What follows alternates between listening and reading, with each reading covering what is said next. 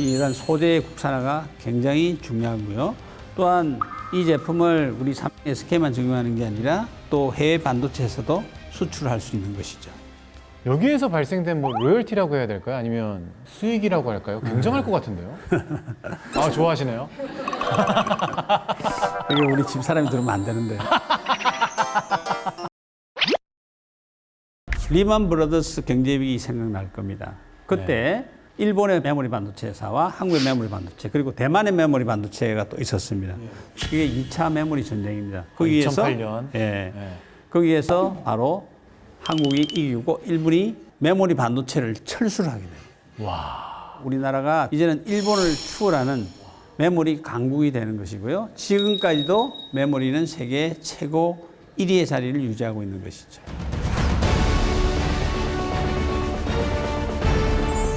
한국의 반도체가 세계 시장에 1위를 오를 수 있었던 것은 과감한 선택을 사실 했던 것입니다. 남들이 가는 똑같은 길을 가는 것이 아니라 스택이란 길을 가서 혁신을 해보자.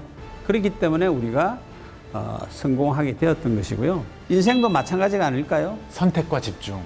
정말 여러분들이 인생의 혁신을 한번 찾아보고 싶으면 남들이 하지 않은 자기만의 방식을 한번 선택을 하고 믿고 시행해보는 게 좋지 않을까 하는 그런 생각을 하게 되었습니다.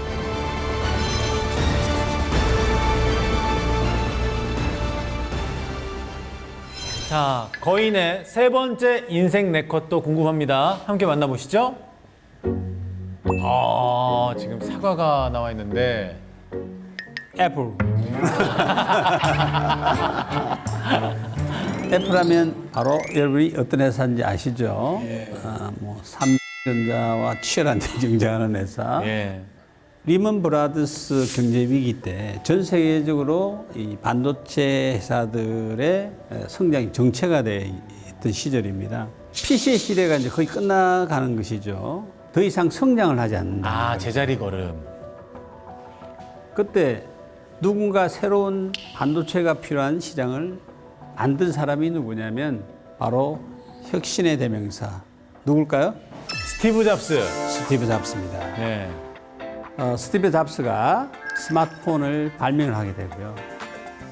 PC 시대가 저물고 스마트폰 시대가 딱 들어오니까 그 덕분에 우리나라 메모리 반도체도 급성장을 하게 됩니다.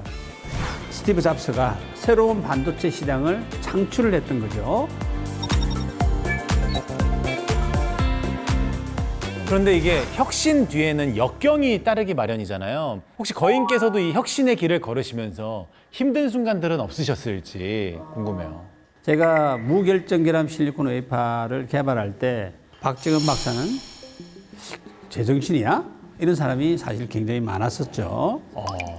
그 이유는 뭐냐면 회사에서 유학을 보내줬기 때문에 이게 반드시 성공해서 회사에 도움이 돼야 되겠다 하는 이제 그런 마음으로 정말 열정을 바쳐서 개발을 해서 운이 좋게 성공을 했는 거죠. 네. 성공을 했는데 실제로 제품을 만들기 위해서 테스트를 해야 되는데 삼성전자는 반도체 칩을 만드는 회사지 실리콘 웨이퍼를 만드는 회사는 아닙니다.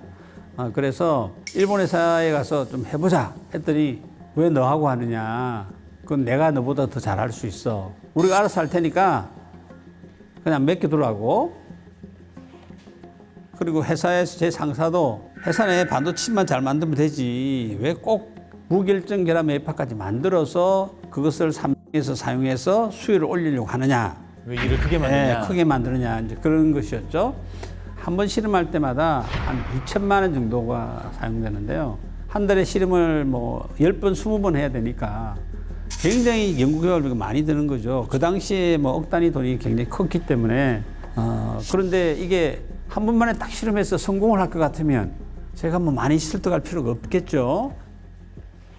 그런데 제가 궁금하면 한번 뽑히면 그냥 못 있거든요. 끝까지 뭘 해야 되기 때문에. 그래서 일본에 있는 한 회사를 설득을 했습니다.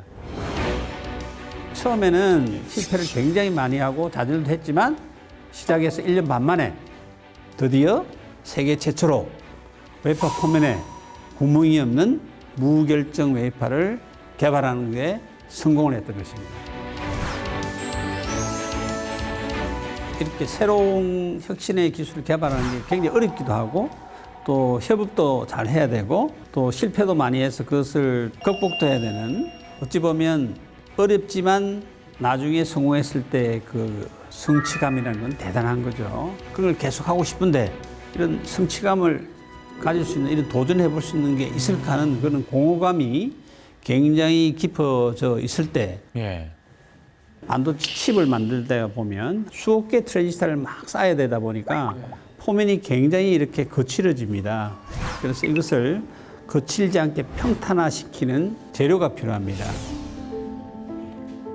그래서 반도체 7대 공정 중에 하나인 그 재료 CMP 공정이라고 하는데 거기에 들어가는 CMP 슬러리를 개발하는 일을 시작을 했고 우리나라가 반도체 칩은 잘 만들지만 반도체 장비나 재료는 여전히 대부분의 일본과 미국에서 수입을 하고 있습니다. 그런데 그 수입을 하다 보니까 이 슬러리, CMP 슬러리가 굉장히 고가고 높은 과학기술을 요구하는 케미칼 제품입니다. 그래서 슬러리를 국산화를 하게 되었던 거고요. 제가 개발한 슬러리가 결국은 미국 제품을 대체를 하게 된 거죠.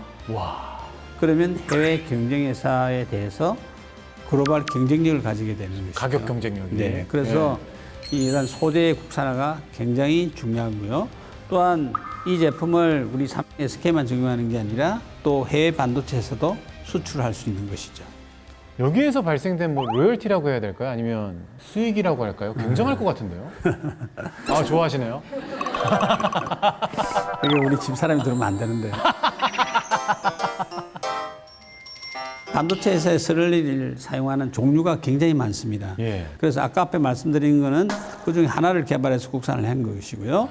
그러면 여전히 미국과 일본의 CMP 슬러리가 우리 국내 반도체 회사를 점령하고 있으니까 저는 하나씩 만들어서 국산화를 시키고 싶은 겁니다. 와. 그럼 로열티를 받으면 다시 CMP 슬러리 개발을 하기 위한 연구 장비를 또 구입하는 거죠. 그런 식으로 재투자를 해서 지금까지 계속해서 이렇게 연구를 하고 있습니다. 아, 결국 액수는 안 나왔네요. 지켜드리겠습니다. 예. 지금까지 연구를 계속해서 또 이어오고 있으신데 혹시 지치시거나 힘드실 때 없으실까요? 제가 지금까지 어떤 연구를 하면 뭐 짧게는 1년 반, 뭐 또 길게는 10년이지만 제가 성공의 맛을 봤지 않습니까? 제가 성공을 해봤던 것이죠. 작은 성공일지라도 성공을 경험하는 순간에 성공의 DNA가 제 몸속에 들어오게 되는 겁니다. 거창하지 않아도 괜찮습니다. 사소한 것이라도 성취했다는 경험이 굉장히 중요하다고 저는 생각합니다. 그래서 여러분들도 여러분 속에 잠들어 있는 성공의 DNA를 한번 깨우시길 바랍니다.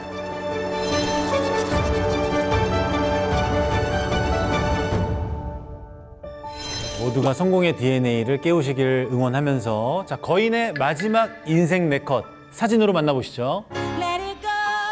겨울왕국이 나왔어요. 왜 겨울일까요? 여러분들이 요즘 반도체가 위기다. 지금 반도체가 추운 겨울이 찾아왔다. 우리 경제의 중추 역할을 하는 반도체 산업엔 비상이 걸렸습니다. 반도체 업황에 겨울이 찾아올 거란 전망이 나온 탓인데요. 우리나라 메모리 반도체 정말 잘하죠. 최고죠. 그죠? 최고. 자, 그런데 왜 우리나라 반도체가 위기다고 이야기를 하느냐면 바로 비메모리 반도체에 대해서 우리가 과연 계속해서 성장할 수 있을까 하는 그런 우려 때문에 겨울이 왔다고 이제 생각을 하는 것입니다. 비메모리 반도체는 어떤 걸까요?